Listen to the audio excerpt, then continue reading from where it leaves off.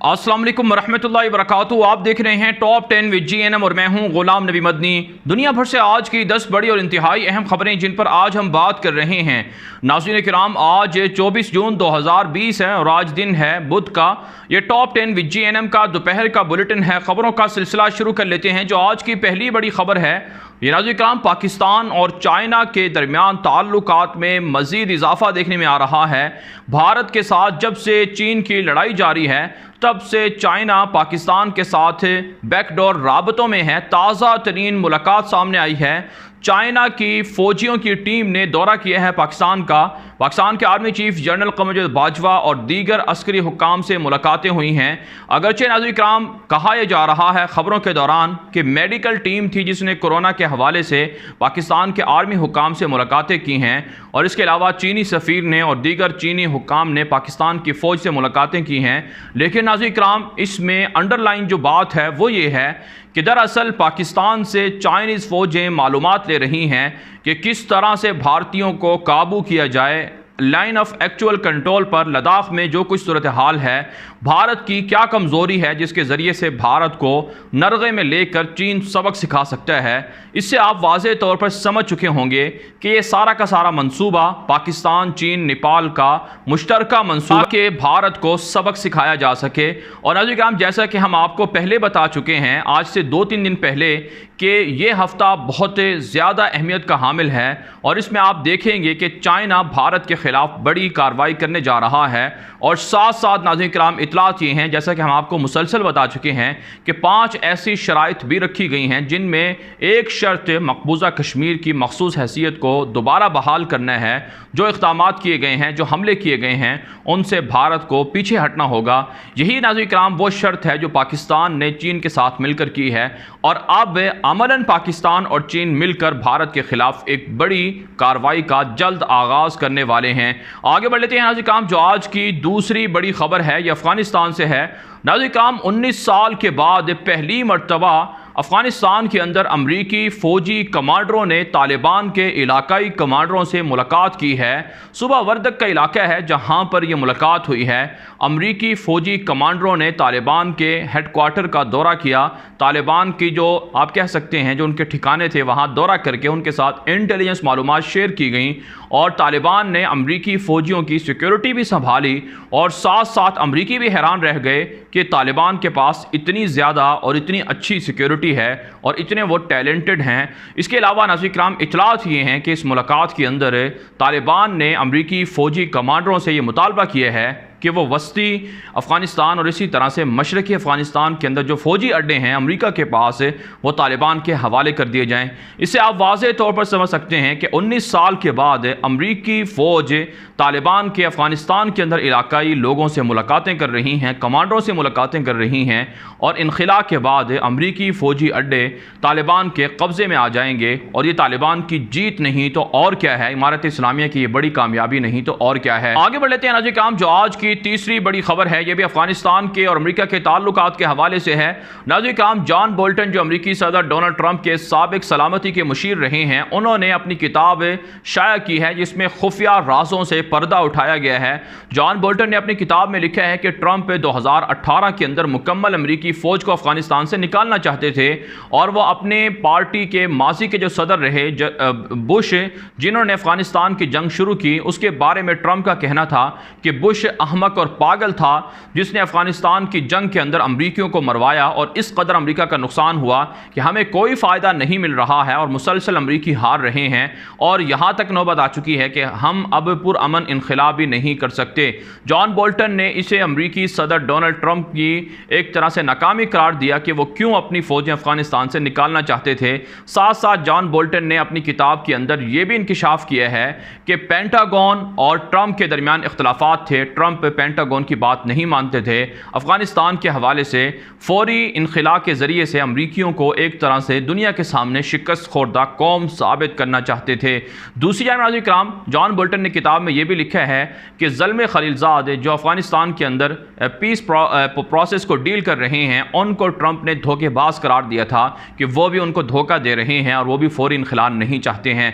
बहरहाल नाज़रीन किराम, इससे आप ये समझ तो गए होंगे कि ट्रंप अमरीकी अफवाज को निकालना चाहते हैं, और ये तालिबान की बड़ी कामयाबी है कि ट्रंप और अमरीकी इंतज़ामिया, जो मौजूदा इंतज़ामिया है, तस्लीम कर रही है कि बुश ने जो कुछ किया वो गलत किया था और इसमें अमरीकियों को सबसे ज़्यादा नुकसान हुआ है। आगे बढ़ते हैं नाज़रीन किराम, जो आज की चौथी बड़ी खबर है ये पाकिस्तान से है।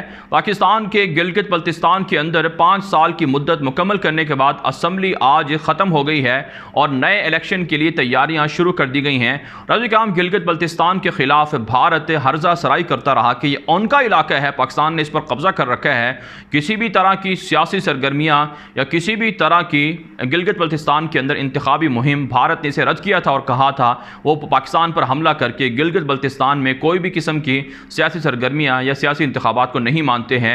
यही वजह है नाज़रीन किराम, जैसे ही धमकियां सामने आई तो चीन ने लद्दाख के अंदर कब्जा कर लिया और भारतीयों को मार दिया और इस वक्त भी सूरत हाल गंभीर चल रही है। गिलगित बल्तिस्तान ये पाकिस्तान का एक तरह से सूबा तो है, लेकिन इसको अभी अमलन सूबा बनाने के लिए कोशिशें तेज़ हो रही हैं और यही वो हब और मरकज़ है जहाँ से सी पैक गुजरेगा। चाइना और पाकिस्तान की बॉर्डर इसी गिलगित बल्तिस्तान से मिलती हैं। आगे बढ़ लेते हैं नाज़रीन किराम, जो आज की 5वीं बड़ी खबर है ये भारत और चीन के मबैन जारी तनाज़े के बाद नाज़रीन किराम, भारतीयों ने चीन के साथ जो एग्रीमेंट हुए थे, मुआहदे हुए थे, उन्हें ख़त्म करना शुरू कर दिया है।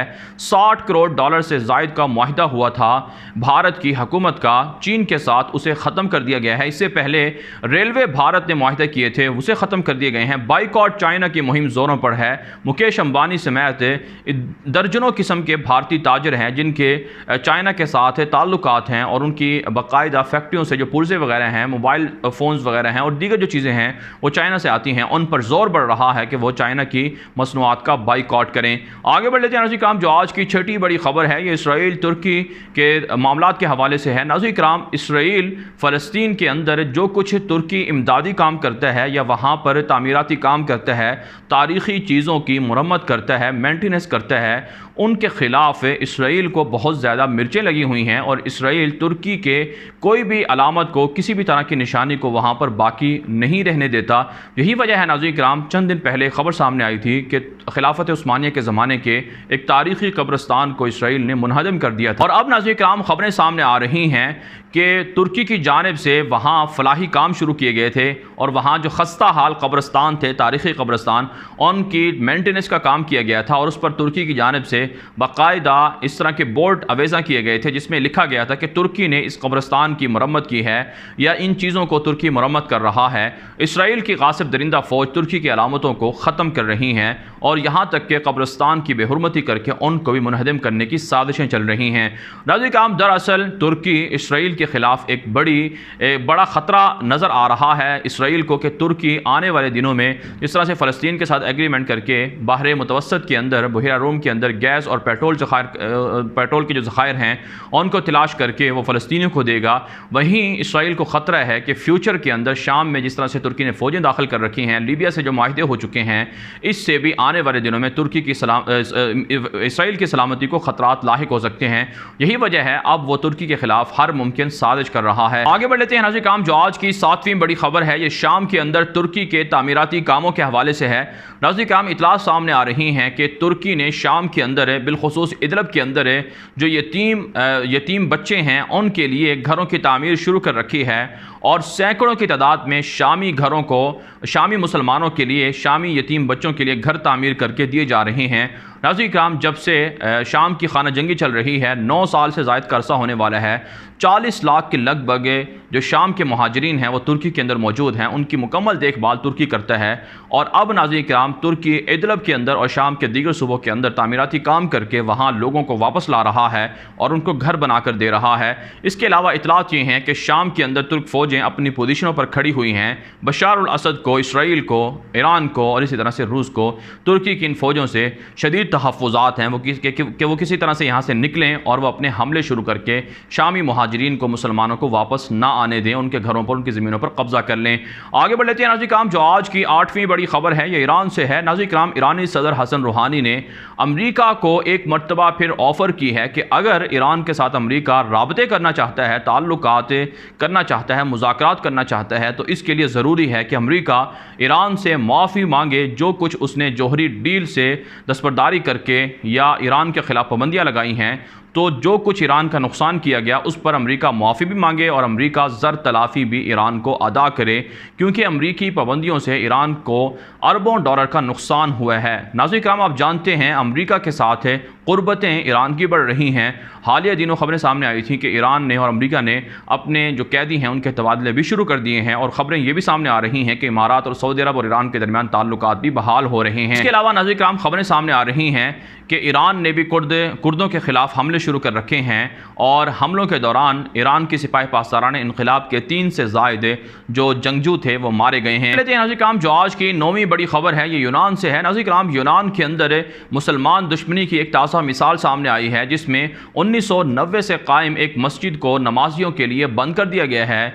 यूनान के अंदर मुसलमानों को नमाज़ें पढ़ने से रोका जाता है, और उनकी जो एक तारीख़ी मस्जिद थी उसे भी बंद कर दिया गया है।